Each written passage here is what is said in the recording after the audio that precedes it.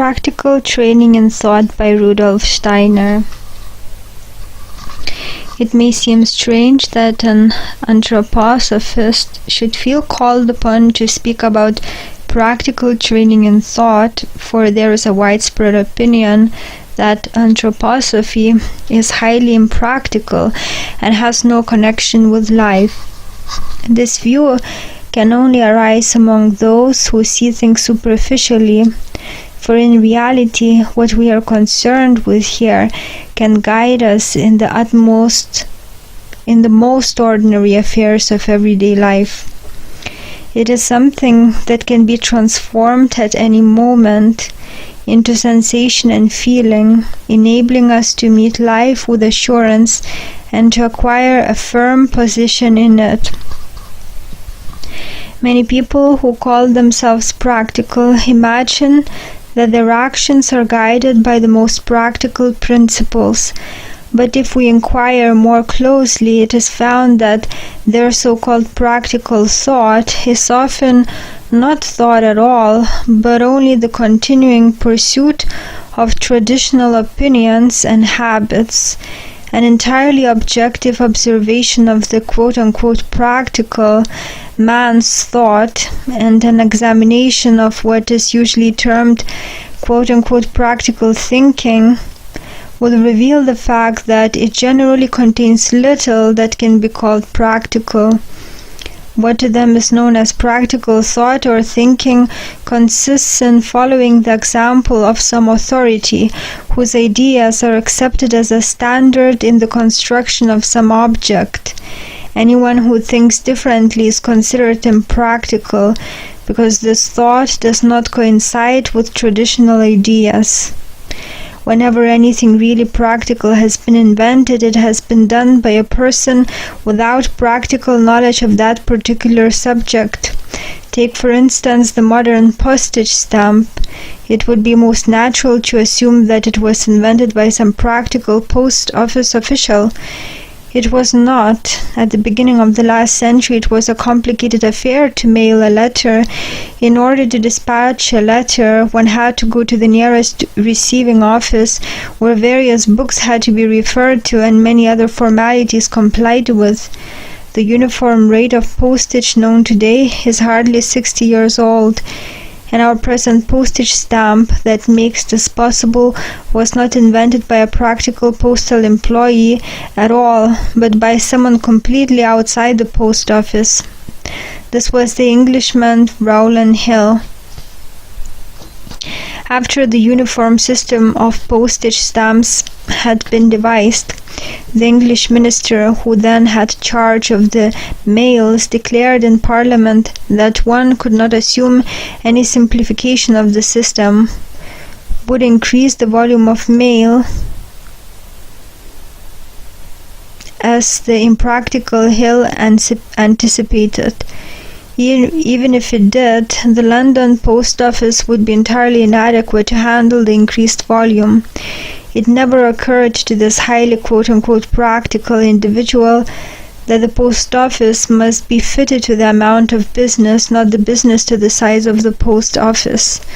Indeed, in the shortest possible time, this idea, which an quote-unquote impractical man had to defend against a quote-unquote practical authority, became a fact. Today, stamps are used everywhere as a matter of course for sending letters.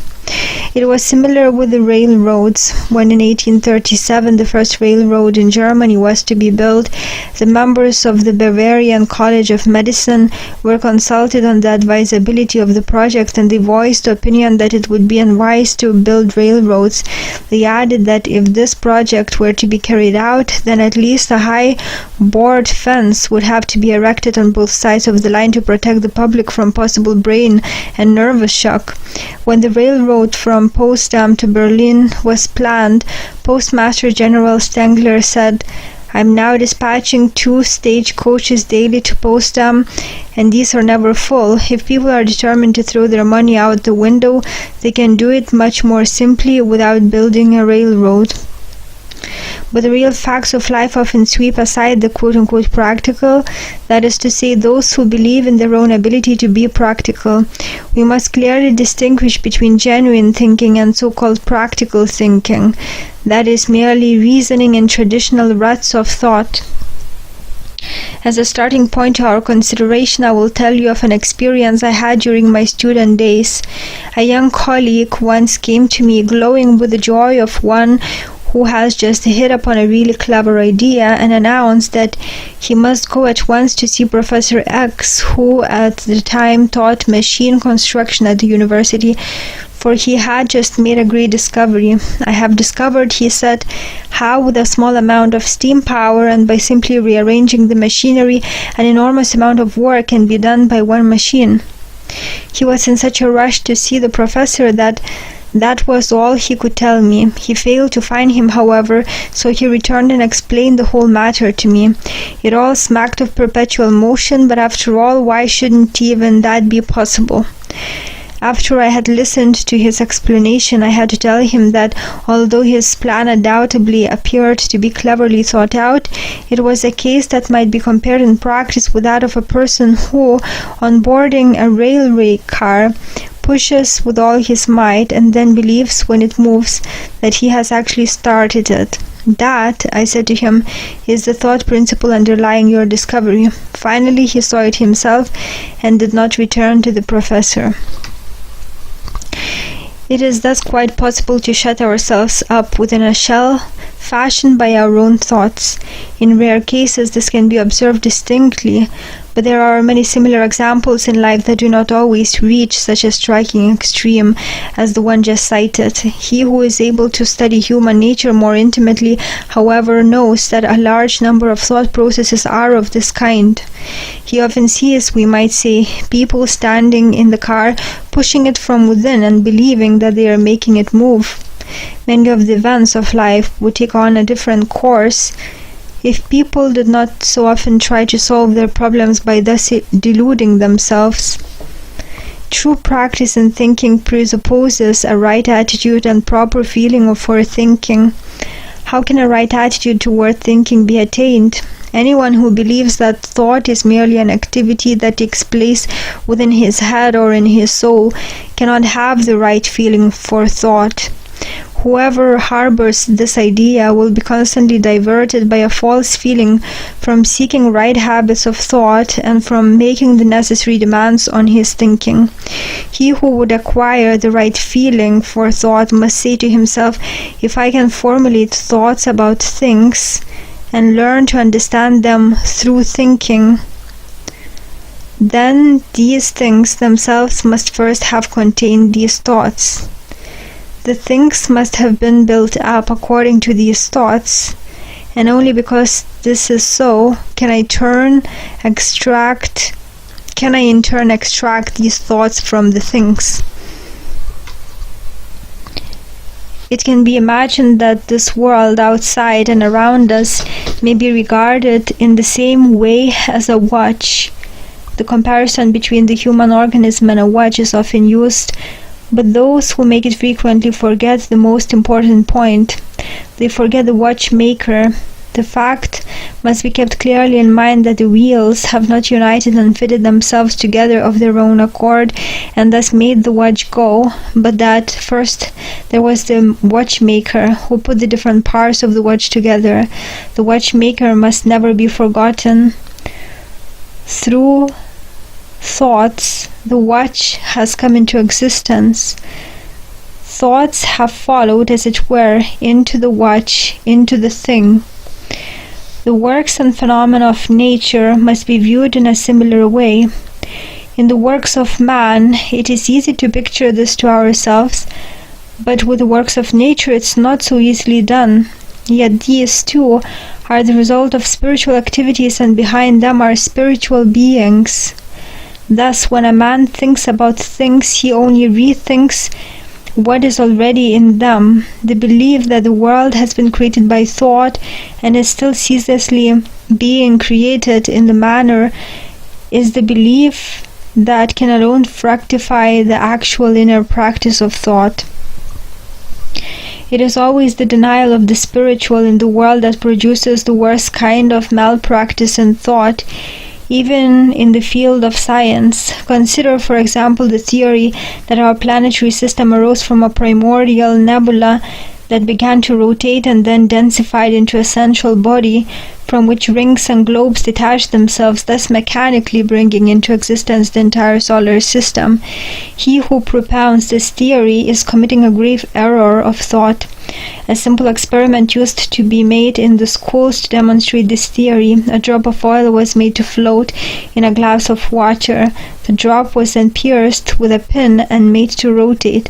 As a result, tiny globules of oil were thrown off from the central drop, creating a miniature planetary system, thus proving to the pupils, so the teacher thought, that this planetary system could come into existence through a purely mechanical process. Only impractical thought can draw such conclusions from this little experiment, for he who would apply this theory to the cosmos has forgotten one thing that is ordinarily might be well to forget occasionally, and that is himself. He forgets that it is he who has brought this whole thing into rotation. If he had not been there and conducted the whole experiment, the separation of the little globules from the large drop would never have occurred. Had this fact been observed and applied logically to the cosmic system, he then would have been using complete healthy thinking. Similar errors of thought play a great part, especially in science. Such things are far more important than one generally believes. Considering the real practice of thought, it must be realized that thoughts can only be drawn from a world in which they already exist. Just as water can only be taken from a glass that actually contains water, so thoughts can only be extracted from things within which these thoughts are concealed. The world is built by thought, and only for this reason can thought be extracted from it. Were it otherwise, practical thought could not arise.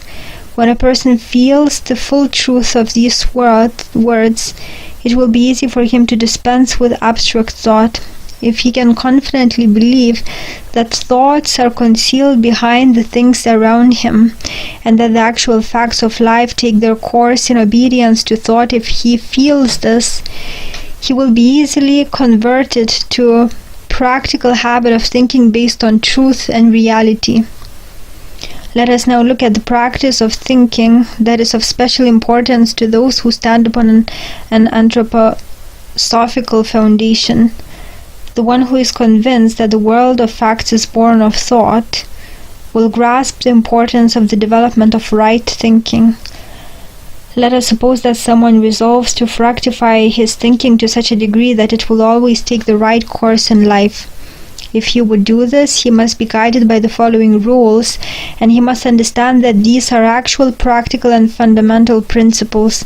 If he will try again and again to shape his thinking according to these rules, certain effects will result. His thinking will become practical, even though at first it may not seem so. Other additional mental experiences of quite a different kind also will come to the one who applies these fundamental principles. Let us suppose that somebody tries the following experiment. He begins today by observing as accurately as possible something in the outer world that is accessible to him. For instance, the weather. He watches the configuration of the clouds in the evening, the conditions at sunset, etc., and retains in his mind an exact picture of what he has thus observed. He tries to keep the picture before him in all its details for some time, and endeavors to preserve as much of it as possible until the next day. At some time the next day he again makes a study of the weather conditions and again endeavors to gain an exact picture of them. If in this manner he has pictured to himself exactly the sequential order of the weather conditions, he will become distinctly aware that his thinking gradually becomes richer and more intense. For what makes thought impractical is the tendency to ignore details when observing a sequence of events in the world and to retain but a vague general impression of them. What is of value, what is essential and fructifies thinking is just this ability to form exact pictures, especially of successive events, so that one can say, yesterday it was like that, today it is like this. Thus, one calls up as graphically as possible an inner image of the two juxtaposed scenes that lie apart in the outer world.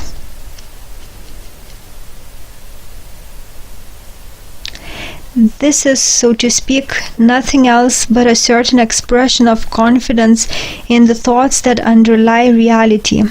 The person experimenting ought not to draw any conclusions immediately or to deduce from today's observation what kind of weather he shall have tomorrow. That would corrupt his thinking.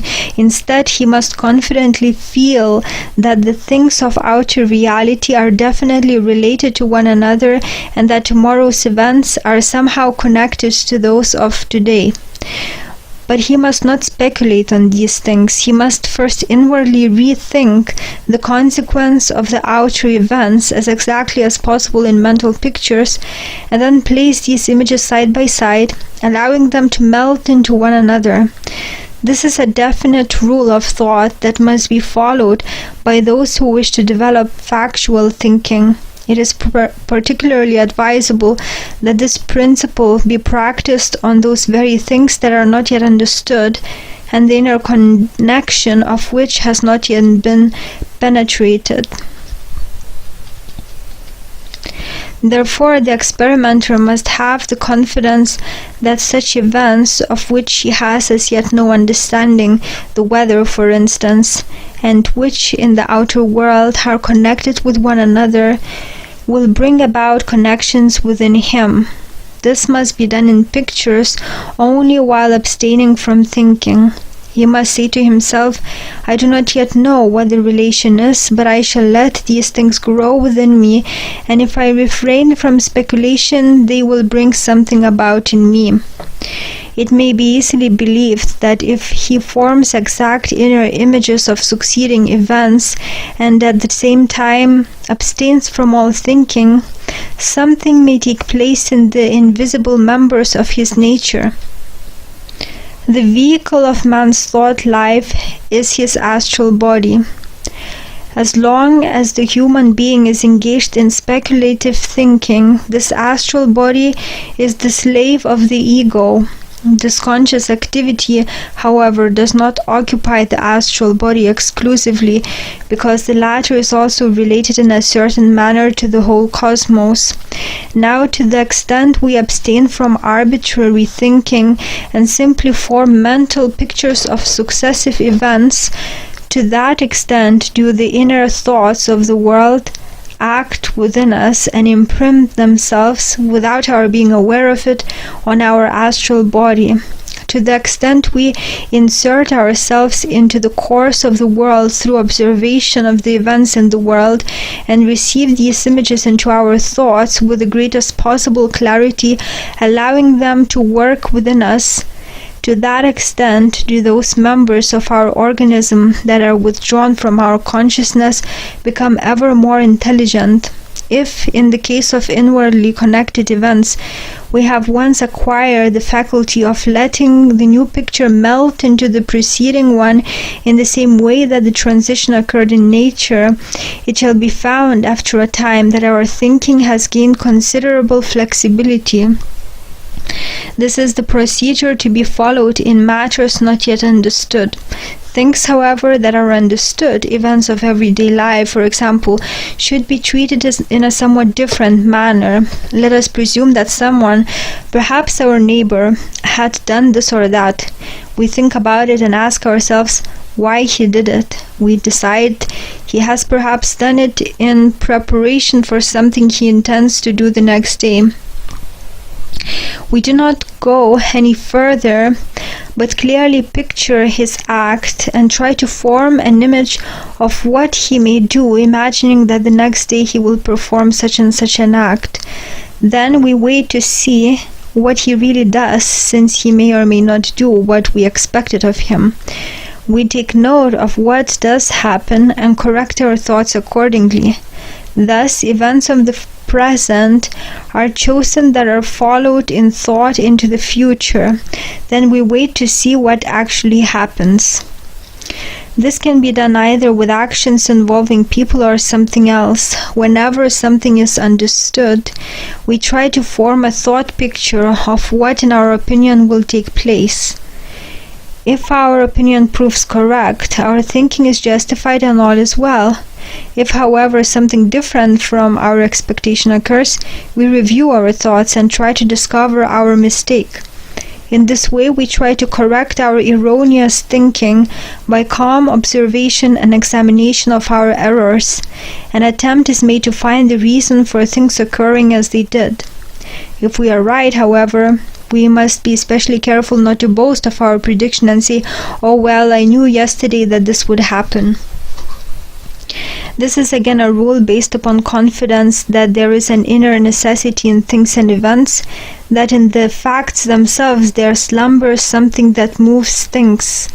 What is thus working within these things from one day to another are thought forces, and we gradually become conscious of them when meditating on things. By such exercises, these thought forces are called up into our consciousness, and if what has been thus foreseen is fulfilled, we are in tune with them. We have then established an inner relation with the real thought activity of the matter itself. So we train ourselves to think, not arbitrarily, but according to the inner necessity and the inner nature of the things themselves. But our thinking can also be trained in other directions. An occurrence of today is also linked to what happened yesterday. We might consider a naughty child, for example, and ask ourselves what may have caused this behavior. The events are traced back to the previous day, and the unknown cause hypothesized by saying to ourselves, since this occurred today, I must believe that it was prepared by this or that event that occurred yesterday or perhaps the day before. When we find out what had actually occurred and so discover whether or not our thought was correct. If the true cause had been found, very well, but if our conclusion was wrong, then we should try to correct the mistake, find out our thought process developed and how it ran its course in reality. To practice these principles is the important point. Time must be taken to observe things as though we were inside the things themselves with our thinking. We should submerge ourselves in the things and enter into their inner thought activity. If this is done, we gradually become aware of the fact that we are growing together with things. We no longer feel that they are outside us and we are here inside our shell, thinking about them. Instead, we come to feel as if our own thinking occurred within the things themselves. When a man has succeeded to a high degree in doing this, many things will become clear to him. Goethe was such a man. He was a thinker who always lived with his thought within the things themselves. The psychologist Heinroth's book in 1826, Anthropology, characterized Goethe's thought as objective. Goethe himself appreciated this characterization. What was meant is that such thinking does not separate itself from things, but remains within them. It moves within the necessity of things. Goethe's thinking was at the same time perception, and his perception was thinking. He had developed this way of thinking to a remarkable degree. More than once it occurred that when he had planned to do something, he would go to the window and remark to the person who happened to be with him, "In 3 hours we shall have rain," and so it would happen. From the little patch of sky he would see from the window, he was able to foretell the weather conditions for the next few hours. His true thinking, remaining within the objects, thus enabled him to sense the coming event preparing itself in the preceding one. Much more can actually be accomplished through practical thinking than is commonly supposed. When a man has made these principles of thinking his own, he will notice that his thinking really becomes practical, that his horizon widens, and that he can grasp the things of the world in quite a different way. Gradually, his attitude towards things and people will change completely. An actual process will take place within him that will alter his whole conduct. It is of immense importance that he tries to grow into the things in this way with his thinking, for it is in the most eminent sense a practical undertaking to train one's thinking by such exercises. There is another exercise that is to be practiced especially by those to whom the right idea usually does not occur at the right time. Such people should try, above all things, to stop their thinking from being forever influenced and controlled by the ordinary course of worldly events and whatever else may come with them. As a rule, when a person lies down for half an hour's rest, his thoughts are allowed to play freely in 1,000 different directions, or on the other hand, he may become absorbed with some trouble in his life. Before he realizes, such things will have crept into his consciousness and claimed his entire attention.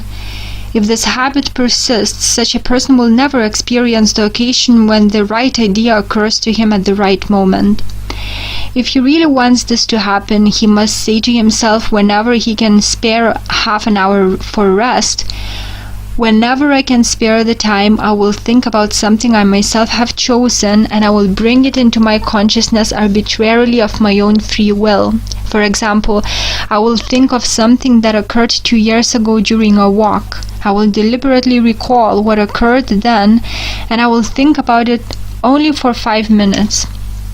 During these 5 minutes, I will banish everything else from my mind and will myself choose the subject about which I wish to think."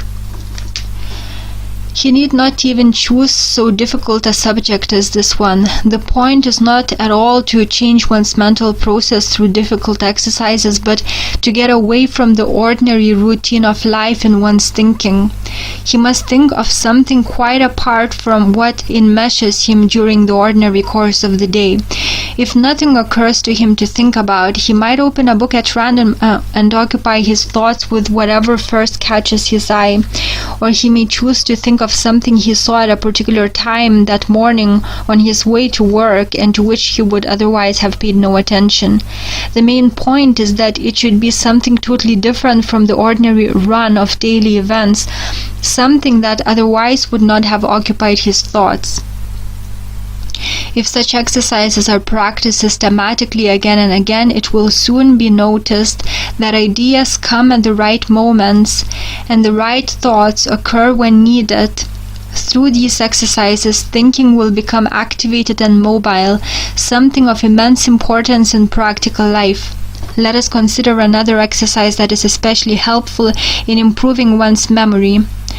One tries at first, in the crude way people usually recall past events, to remember something that occurred, let us say, yesterday.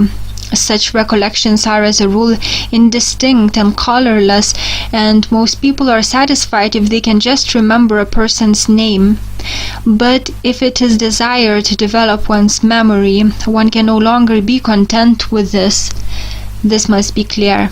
The following exercise must be systematically practiced, saying to oneself, "I shall recall exactly the person I saw yesterday, also the street corner where I met him, and what happened to me in his vicinity. I shall draw the whole picture as exactly as possible, and shall even imagine the color and cut of his coat and vest." Most people will find themselves utterly incapable of doing this and will quickly see how much is lacking in their recollections to produce a really lifelike graphic picture of what they met and experienced only yesterday. Since this is true in the majority of cases, we must begin with that condition in which many people are unable to recollect their most recent experiences. It is only too true that most people's observations of things and events are usually inaccurate and vague. The results of a test given by a professor in one of the universities demonstrated that out of 30 students who took the test, only 2 had observed an occurrence correctly. The remaining 28 reported it inaccurately. But a good memory is the child of accurate observation. A reliable memory is attained, let me repeat, by accurate observation, and it can also be said that in a certain roundabout way of the soul, it is born as the child of exact observation. But if somebody cannot at first accurately remember his experiences of yesterday, what should he do? First, he should try to remember as accurately as he can what actually occurred.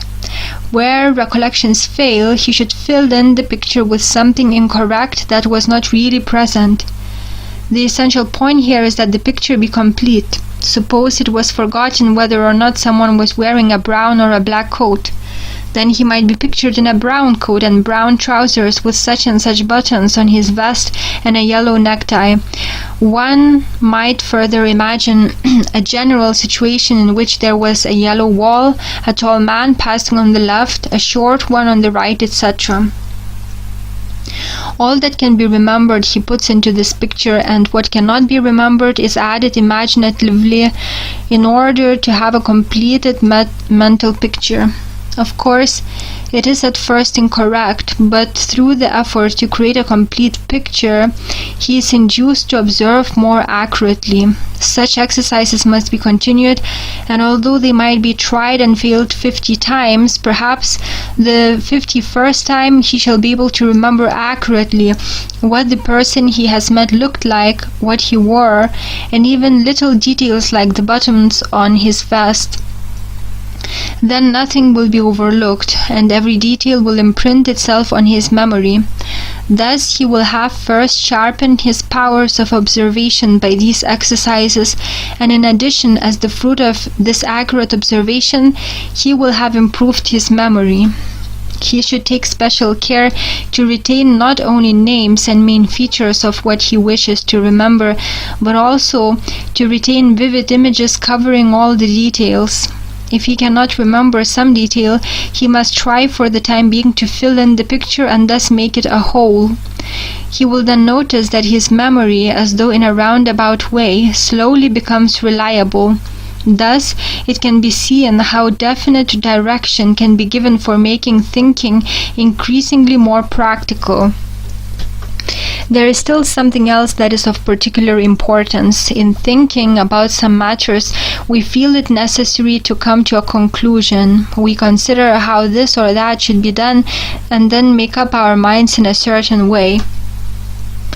This inclination, although natural, does not lead to practical thinking. All overly hasty thinking does not advance us but sets us back. Patience in these things is absolutely essential. Suppose, for instance, we desire to carry out some particular plan. There are usually several ways that this might be done. Now, we should have the patience first to imagine how things would work if we were to execute our plan in one way, and then we should consider what the results would be if doing it in another.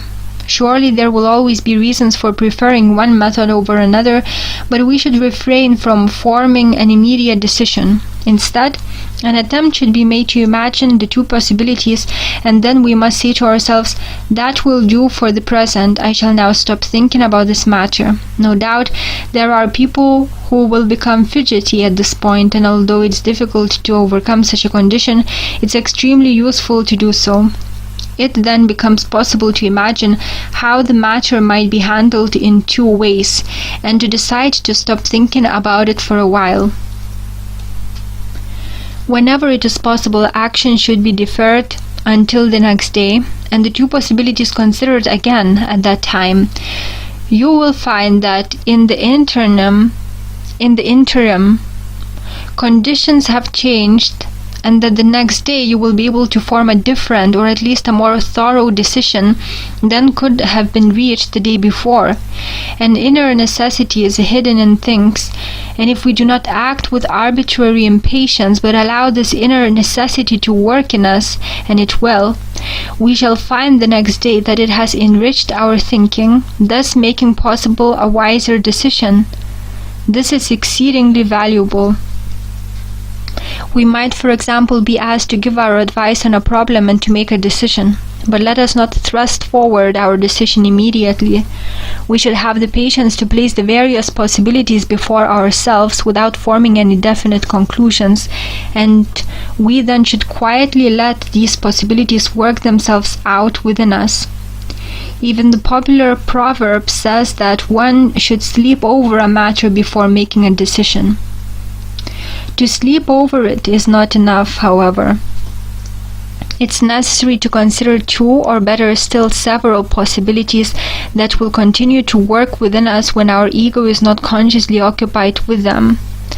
Later on, when we return again to the matter in question, it will be found that certain thought forces have been stirred up within us in this manner, and that as a result our thinking has become more factual and practical. It is certain that what a man seeks can always be found in the world, whether he stands at the carpenter's bench, or follows the plough, or belongs to one of the professions. If he will practice these exercises, he will become a practical thinker in the most ordinary matters of everyday life. If he thus trains himself, he will approach and look at the things of the world in a quite different manner from previously. Although at first these exercises may seem related only to his own innermost life, they are entirely applicable and of the greatest importance precisely for the outer world. They have powerful consequences. An example will demonstrate how necessary it is to think about things in a really practical manner. Let us imagine that, for some reason or another, a man climbs a tree. He falls from the tree, strikes the ground, and is picked up dead. Now, the thought most likely to occur to us is that the fall killed him. We would be inclined to say that the fall was the cause and death the effect. In this instance, cause and effect seem logically connected, but this assumption may completely confuse the true sequence of facts, for the man may have fallen as a consequence of heart failure. To the observer, the external event is exactly the same in both cases. Only when the true causes are known can a correct judgment be formed. In this case, it might have been that the man was already dead before he fell, and the fall had nothing to do with his death. It is thus possible to invert completely cause and effect.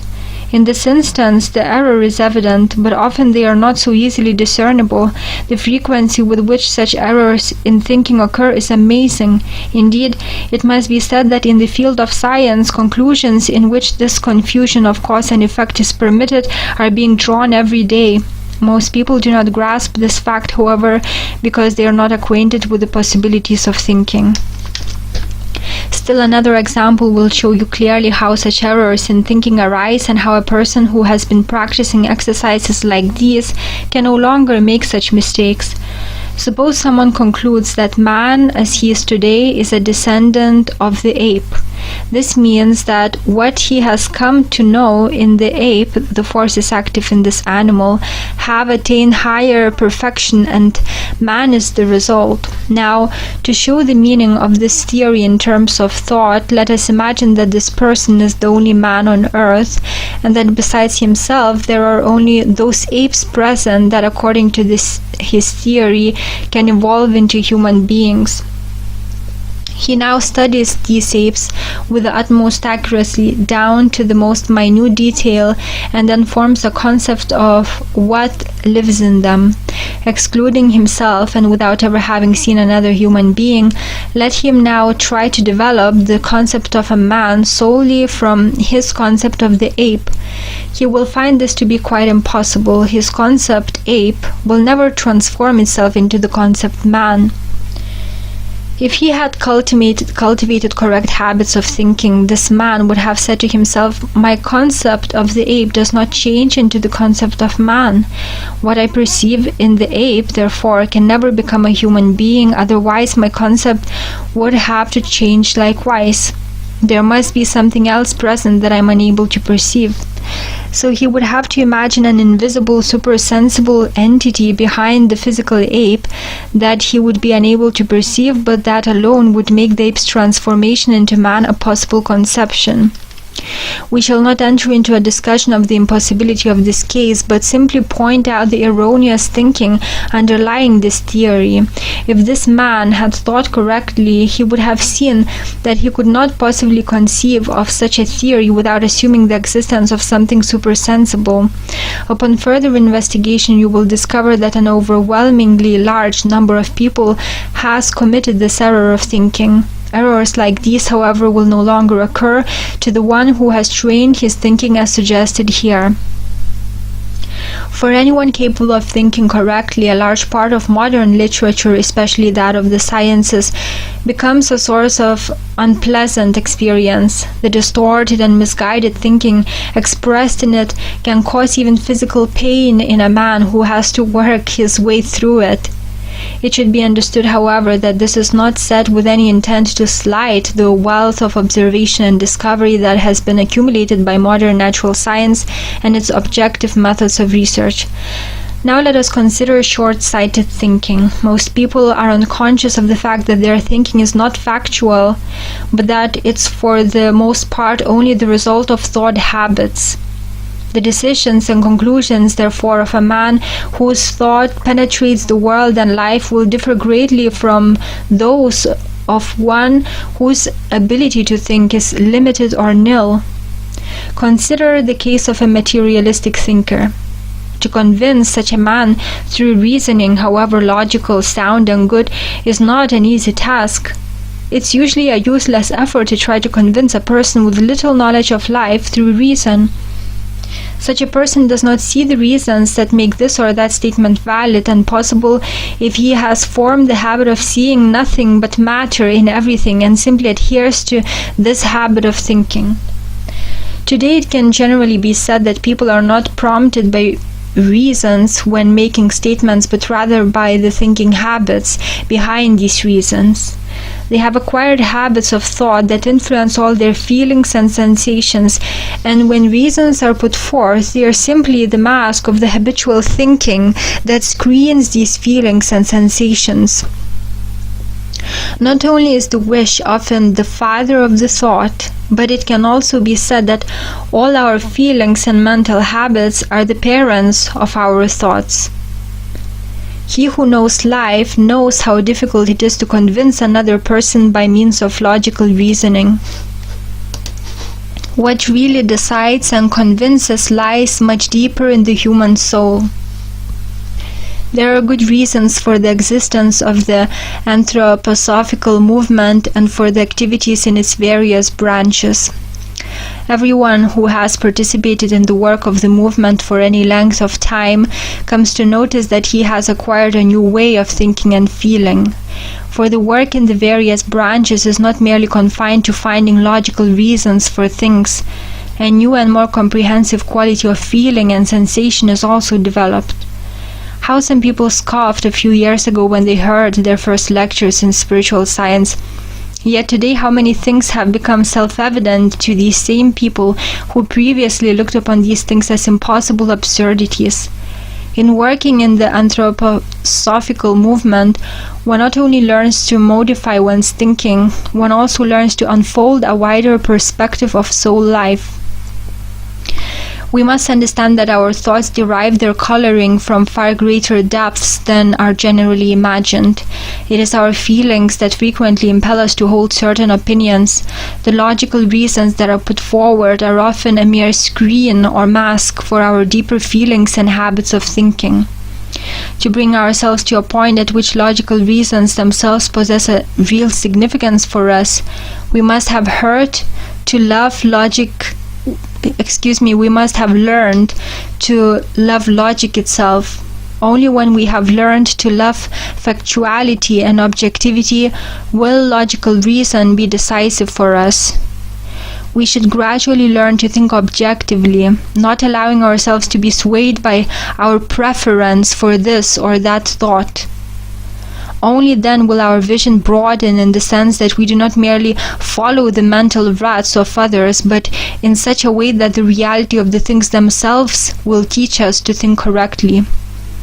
True practicality is born of objective thinking, that is, thinking that flows into us from the things themselves. It is only by practicing such exercises as have been just described that we learn to take our thoughts from things. To do these exercises properly, we should choose to work with sound and wholesome subjects that are least affected by our culture. These are the objects of nature. To train our thinking using the things of nature as objects to think about will make really practical thinkers of us. Once we have trained ourselves in the practical use of this fundamental principle, our thinking, we shall be able to handle the most everyday occupations in a practical way.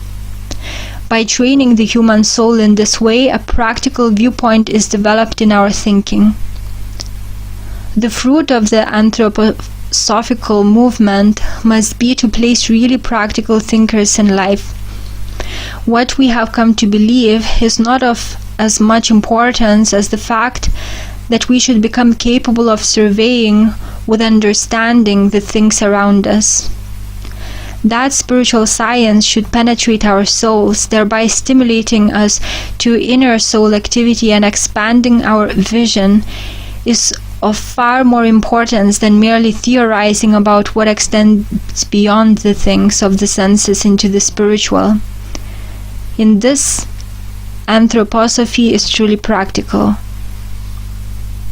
The end of lecture.